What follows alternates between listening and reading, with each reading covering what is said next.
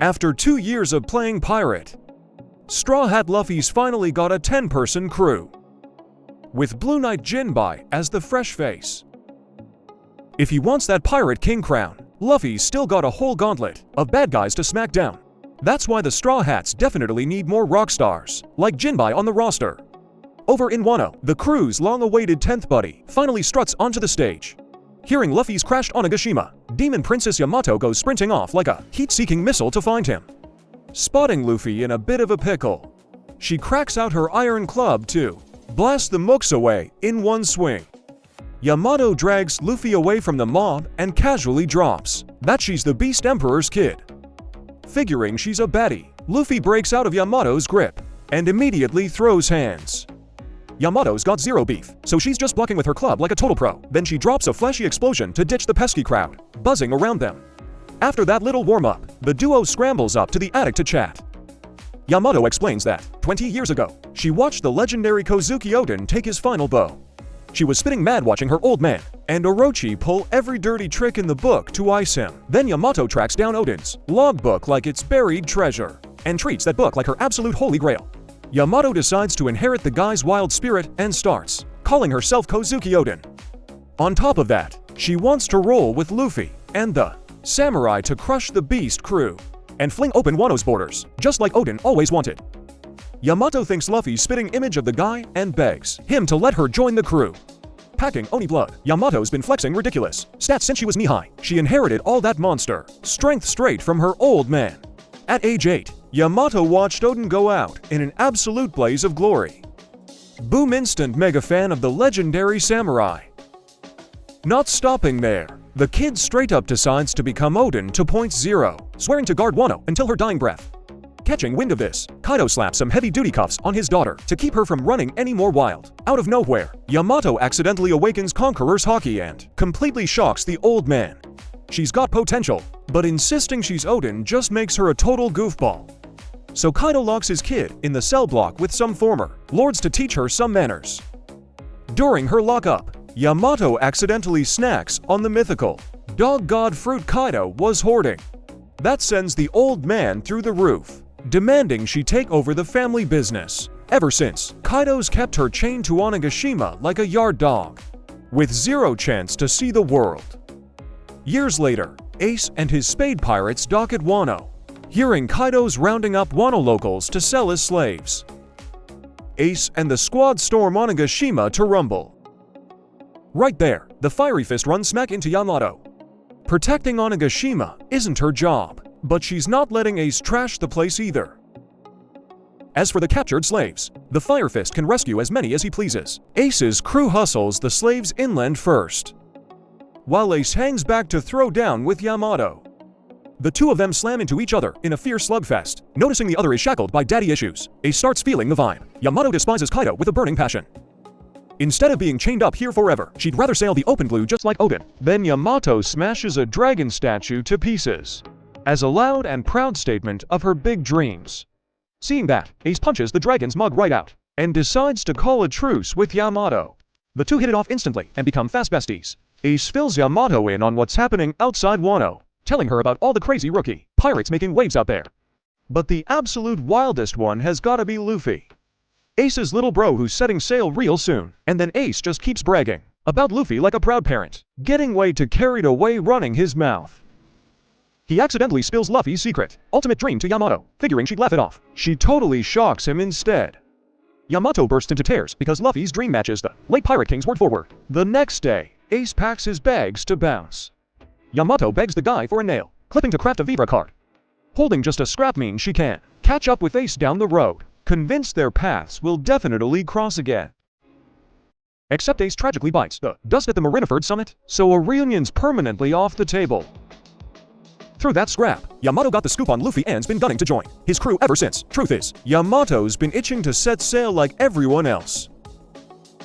But those pesky wrist cuffs keep her anchored to Demon Island. The second she steps off Onigashima, those things go kaboom. Figuring out her sob story, Luffy promises to pop those handcuffs right off. Meanwhile, Kaido wants to turn Wano into a lawless playground, rebranding the joint as New Onigashima. and handing the crown straight to his rebellious kid. Yamato gives zero flips about the promotion and curses her old man out. While the duo's sprinting away, Luffy preps his advanced armament haki to blast off Yamato's cuffs just like he promised. Boom, the handcuffs immediately detonate and send the duo flying. Turns out Kaido actually meant to vaporize his kid, not just scare her. That just makes Yamato's hatred for her pop skyrocket, vowing she overthrow the old bastard no matter what. Elsewhere, Alti tracks down Yamato, looking to settle the score for that sneak attack. Luffy's main priority right now is helping the Red Scabbard smack down Kaido, so he leaves Momonosuke and Shinobu in Yamato's capable hands. Yamato shakes Alti and turbocharges over to the VIPS. Clueless who she is, Shinobu grabs the young lord and hauls tail. Mid-escape, Sasaki's squad ambushes them out of nowhere. The enemy mob is massive, giving Yamato a headache. Taking cannonballs to the back, Yamato refuses to let Momo or Shinobu bite the dust. Up steps the flying six-member Sasaki to join the fray. Yamato's about to go hybrid mode when up pops Frankie. She spots Frankie from his wanted poster as a Straw Hat, and looks mildly confused by his funky cyborg setup. Right now, the blue-haired dude's being chased by a giant number, whose hammer strike just carved a massive crater in the floor. Snatching Momo and Shinobu, Yamato swan dives straight into the hole to bounce. She leaves this floor to Frankie and flattens the number with one club swing. Momo's safety is priority number one, so Yamato aims to grab a getaway ship. Right on cue, Beast Kaido uses flame clouds to haul Onigashima up into the sky. Out of options, Yamato wheels around and ducks the crew into a castle warehouse. Inside, she regales Momo and Shinobu with tales of Fire Fist Ace. Then Yamato hands over Odin's precious logbook to Momo. Between that journal and Luffy's current antics, Yamato's 100% sure he's the guy Odin was waiting for. Yamato then plays decoy so the goons lose track of Momonosuke. Meanwhile, Luffy faceplants against Beast Kaido and gets pitched straight into the drink. Spotting that, Yamato sprints up to the Skull Dome to take on Kaido, and officially cut all ties with her deadbeat dad. The father-daughter duo throwdown in an epic brawl. Knowing full well she can't actually beat Kaido solo, she's gonna stall the old man until Luffy gets back. Forcing her hand, Yamato pops her hybrid beast form. Kaido swings his club like a baseball bat and swats Yamato away. Yamato fires off a glacial breath attack, but Kaido's fiery roar completely overpowers it. Not quitting there, Kaido swings like he's trying to end her bloodline. Yamato digs her heels in and smacks the toxic old man right back, cloaking her frame in icy armor. She somehow tanks Kaido's lethal finisher, then rockets sky high to smash the world's strongest creature. Pissed off, Kaido hammers away at his kid until she collapses. Out of gas, Yamato drops back to her base form. Just in time, Luffy rides Pink Dragon Momo back to the roof. Yamato slaps Haki on her club and teams up with Luffy for another combo attack. Completely overwhelmed, Kaido gets blasted flying. Finding out that Pink Dragon is actually Momo blows Yamato's mind. Luffy stays behind to trade blows with Kaido, telling Yamato to keep Momo safe. The pair speedrun out of there, leaving the stage to Luffy, feeling the island shaking like an earthquake.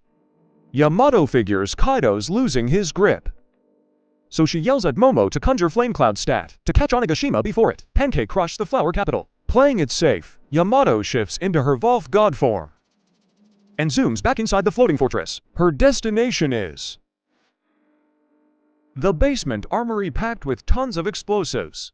Passing through the Iwato Palace, Yamato bumps into X-Drake and Apu duking it out, mistaking Drake for an enemy. Yamato swats him aside and keeps sprinting. Number Fuga's an old buddy of Yamato's, so spotting her, he gives chase to lend a hand.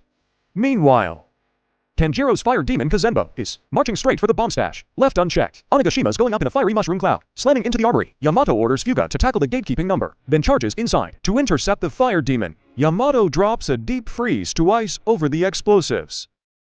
Next, she tries dragging Tanjiro's fire monster off to the side, fueled by pure spite. The demon refuses to quit and torches Yamato with stray flames.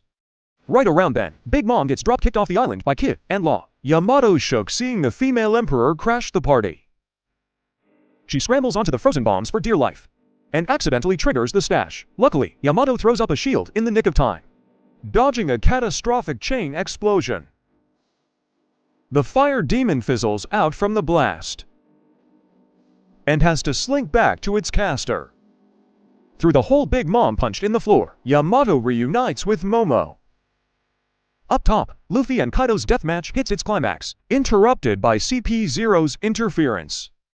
Luffy eats a direct club to the face and bites the dust, sensing Luffy's voice flatline. Momo panics and thinks about surrendering, but Yamato slaps down that cowardly nonsense instantly. She's fighting till her lungs give out, because that's the samurai way. Proving Yamato right. Luffy springs back to life in a wild, bouncy new form, staring at Luffy's Looney Tunes cartoon warrior vibe. The Demon Princess and Pink Dragon drop their jaws in pure shock, trading final blows. Kaido's finally hitting empty. Yamato reminds Momo to fire up those flame clouds to stop the island from squashing the capital. No surprises here. Kaido faceplants after picking a fight with main character Luffy. Spurred on by Yamato, Momo nails the flame clouds and parks Onigashima safely, ignoring her dad's fate. Yamato sprints over to catch up, recovering Luffy with tears of joy. Then she charges inside to order the Beast Pirate remnants to surrender. Yamato introduces herself to the Straw Hats and announces she's joining the crew. The whole gang loses their minds over the new teammate, though they gotta wait for Luffy to wake up and make it official. Meanwhile, to speed up Luffy's recovery, Yamato fasts and skips baths for 7 whole days praying for him. When Luffy finally opens his eyes, she and Momo go ballistic with joy. The gang was shocked at a new recruit, but they gotta wait for Luffy to wake up first. Meanwhile, to help Luffy recover, Yamato fasted and skipped showers for a whole week. When he finally woke up, she and Momo cheered wildly. Next up, the whole squad decides to hit the tubs before the victory bash kicks off. Even though she's a lady, Yamato's got the soul of a total bro. She strips down to her birthday suit without a care and struts stark naked right into the men's bath with the guys. This leaves the pervy trio Sanji, Brook, and Momo hyperventilating and shooting nosebleeds like geysers. Right after that, the festival pops off in full swing. Since it's her first rodeo, Yamato's hyped out of her mind, partying hard with Luffy and Chopper. Right on cue, Admiral Green Bull rolls up to Wano with a game plan to wipe out the Straw Hats. Yamato spots him instantly, stepping up with the samurai to throw hands with the Admiral. A club swing packed with Conqueror's Hockey leaves Green Bull feeling some serious pain, thanks to his Logia fruit powers. Ryokugyu quickly slaps the Demon Princess in a chokehold. Worst of all, Momo begs Yamato to sit this fight out, tying both her hands behind her back. Just like that, red-haired Shanks drops anchor in Wano's waters, flexing a god-tier wave of Conqueror's Hockey. The redhead blasts Green Bull clean out of the samurai land. Looks like nobody else has got the Kojones to mess with Wano anymore. After chewing on it for a few days, Yamato pivots her entire game plan. Instead of hitching a ride with the Straw Hats, she's gonna live life exactly like Odin. First things first, she wants to tour every nook and cranny of Wano to really know the turf. Once that sightseeing tour is wrapped, she finally sets sail and play pirate. Next, Yamato, Momo, and Kanemon sprint down to the docks to wave goodbye to the Straw Hats. Yamato promises Luffy she's got Wano's -1 and will keep a hawk eye on Momo. Someday soon, she's definitely pulling up as an official crewmate to fight by his side. Like she planned, Yamato's gonna backpack across Wano before sailing off just like Odin. On her way out, Kanemon hands her a side quest to return a sword to a late local legend. Then Yamato loads up on bento boxes from Hiyori and Otoko, plus meds and dumplings from Kindman's missus. Before hitting the road, she drops by to check in on Nikomamushi and Old Man Hayo, and boom, Yamato's Grand Wano road trip officially gets the green light. Down in Kibi, Yamato gets pelted with rocks by kids still salty about Kaido. Luckily, Kibi's daimyo Denjiro pulls up right on time to read the kids the riot act and drops an apology to Yamato on their behalf.